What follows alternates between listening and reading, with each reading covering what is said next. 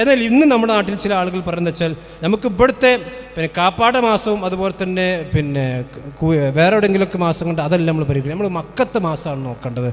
നമ്മൾ ഏറ്റവും അടുത്ത ഇസ്ലാമിക രാജ്യമായിട്ടുള്ള ഏറ്റവും അടുത്ത ഇസ്ലാമിക രാജ്യത്തിൻ്റെ മാസമാണ് നമ്മൾ നോക്കേണ്ടത് എന്നുള്ളതാണ്.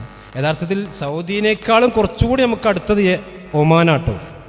ഭൂമിശാസ്ത്രപരമായിട്ട് നോക്കുകയാണെങ്കിൽ ഒമാനാണ്. ഒമാൻ കഴിഞ്ഞിട്ടാണ് സൗദി വരിക, കിലോമീറ്ററൊക്കെ നോക്കുകയാണെങ്കിൽ. അപ്പോൾ നമ്മൾ ഒമാനെ എടുക്കേണ്ടത്. ഒമാനാണെങ്കിൽ 99% നമ്മളൊപ്പം ഉണ്ടാകൽ. അപ്പോൾ പിന്നെ നമ്മളത് ശരിയാണ് ആ ചെന്ന് നോക്കുകയാണെങ്കിൽ. ഇനി മക്കയെ നോക്കണമെന്ന് ലോകത്ത് ആരെങ്കിലും പഠിപ്പിച്ചിട്ടുണ്ടോ സഹോദരന്മാരെ? മക്കയെ നോക്കിക്കൊണ്ട് നിങ്ങൾ ഹിലാലിനെ തീരുമാനിക്കണം എന്ന് റസൂലുള്ളാഹി സ്വല്ലല്ലാഹു അലൈഹി വസല്ലം ഏതായാലും പറഞ്ഞിട്ടില്ല. കാരണം റസൂലുള്ളാഹി സ്വല്ലല്ലാഹു അലൈഹി വസല്ലം മദീനത്താണല്ലോ കുറച്ച് അധിക കാലം ജീവിച്ചത്. ഇനി മാത്രവുമല്ല, അദ്ദേഹം പറയാണ്, ഷെയ്ഖ് ഇബ്നു ബാസിന്റെ ഫത്വയിൽ കാണാം, വഅമ്മാ ഖൗലു മൻ ഖാല ഇന്നഹു യൻബഗി അൻ യകൂന അൽ മുഅ്തബർ ലിറുയതി ഹിലാലി മക്ക ഖാസതൻ. നമ്മൾ മക്കയെ അടിസ്ഥാനപ്പെടുത്തിയിട്ടാണ് റുയത്തുൽ ഹിലാൽ പരിഗണിക്കേണ്ടത് എന്ന് പറയുന്ന ചില ആൾക്കാരുണ്ട്. ഫലാ അസ്ല ലഹു, അതിന് യാതൊരു അടിസ്ഥാനവുമില്ല. വലാ ദലീല അലൈഹി, ഒരു തെളിവും ആ വിഷയത്തിൽ നമുക്ക് ഉദ്ധരിക്കാൻ കഴിയില്ല. യൽസമു മിൻഹു, അതിൽ നിന്ന് നിർബന്ധമായി വരുന്ന കാര്യം എന്താണ്? അന്നഹു ലാ യജിബു സൗം അലാ മൻ സബതത റുയത്തുൽ ഹിലാൽ ഇൻദഹു മിൻ സുക്കാനി ജിഹാത്തിൻ ഉഖ്റ ഇദാ ലം യറൽ ഹിലാൽ ബിമക്ക.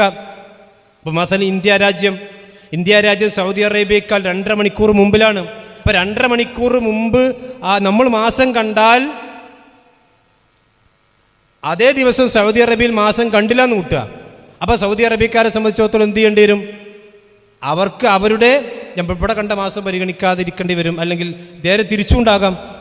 അപ്പോൾ ഒരിക്കലും തന്നെ മക്കയെ അടിസ്ഥാനപ്പെടുത്തി കാണുക എന്നുള്ളത് ഇല്ല. ഇനി ഇവിടെ മാസം കണ്ടില്ല എന്ന് കൂട്ടുക, ഇവിടെ 30 കഴിഞ്ഞു, സൗദി അറേബ്യയിൽ മാസം കണ്ടു, അപ്പോഴും പ്രശ്നമാണ്. അപ്പോൾ നമ്മളെ സംബന്ധിച്ചിടത്തോളം നമ്മുടെ നാട്ടിലുള്ള ഹിലാലിനെ പരിഗണിക്കുക.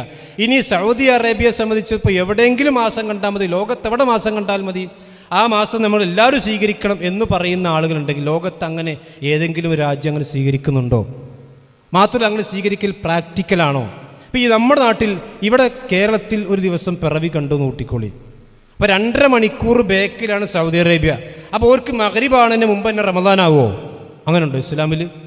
മഗ്രിബാണതിന് മുമ്പ് തന്നെ റമദാനാകുക? അതുണ്ടാവില്ലല്ലോ. ഇനി മാത്രവുമല്ല, ഇനി മക്കയിൽ നിന്ന് 2.5 മണിക്കൂർ ബാക്കിക്ക് അങ്ങോട്ടുള്ള രാജ്യങ്ങളുണ്ടാവില്ലേ? അപ്പോഴും ആ രാജ്യങ്ങളെ സംബന്ധിച്ചിടത്തോളം മക്കയിൽ നോമ്പുണ്ടായാലും അപ്പോഴും അവർക്ക് റമദാനായിട്ടില്ല. അപ്പം റമദാൻ പ്രവേശിക്കുന്നത് മഗ്രിബിന് ശേഷമാണ്. റമദാൻ പ്രവേശിക്കൽ അസറിന് ശേഷമല്ല, റമദാൻ പ്രവേശിക്കുന്നത് മഗ്രിബിന് ശേഷം. അപ്പം ഒരു ലോകത്ത് എവിടെ മാസം കണ്ടാലും അതിനെ അവലംബിക്കുക, മക്കയെ അവലംബിക്കുക എന്നുള്ളതല്ല പ്രാക്ടിക്കലായിട്ടുള്ള വശം. അതല്ല ശരീഅത്ത് പഠിപ്പിക്കുന്നത്. നേരെ മറിച്ച് ഒരു രാജ്യത്ത് ആ രാജ്യത്തിൻ്റെ വിസ്തൃതി എത്തണമെന്നുള്ളത് ആ രാജ്യത്തെ ഭരണാധികാരികൾക്കും അവിടെയുള്ള മുസ്ലിം, നേരത്തെ ഹാരിസ് മൗലവി പറഞ്ഞതുപോലെ അവിടെയുള്ള മുസ്ലിമീങ്ങൾക്ക്. ഇപ്പോൾ ഇന്ത്യ രാജ്യം മൊത്തം നമുക്ക് ഒരു ദിവസം പെരുന്നാൾ വയ്ക്കണം, ഇന്ത്യയിൽ എവിടെയെങ്കിലും പെരുന്നാൾ കണ്ടാൽ മതി. ഇനി ഇന്ത്യയിലെ എല്ലാ മുസ്ലിങ്ങൾക്കും ഒന്നിച്ച് തീരുമാനിച്ചില്ല, അത് കുഴപ്പമില്ല. പക്ഷെ നമ്മുടെ നാട്ടിൽ ചില ആളുകൾ എന്താ വെച്ചാൽ ഇവിടെ എല്ലാ മുസ്ലിമീങ്ങളും ഒരു ദിവസം പെരുന്നാളാകുമ്പോൾ കുറച്ച് ആൾക്കാർ മക്കത്തേക്ക് അങ്ങോട്ട് പോകണമാണ്.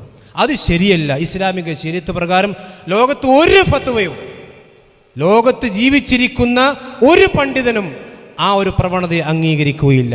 കാരണം എന്താ? അസോം യൗമ തസൂമൂൻ വൽ ഫിത്റു യൗമ യുഫ്തിറൂൻ എന്ന് നബി സല്ലല്ലാഹു അലൈഹി വസല്ലം പറഞ്ഞിട്ടുണ്ട്.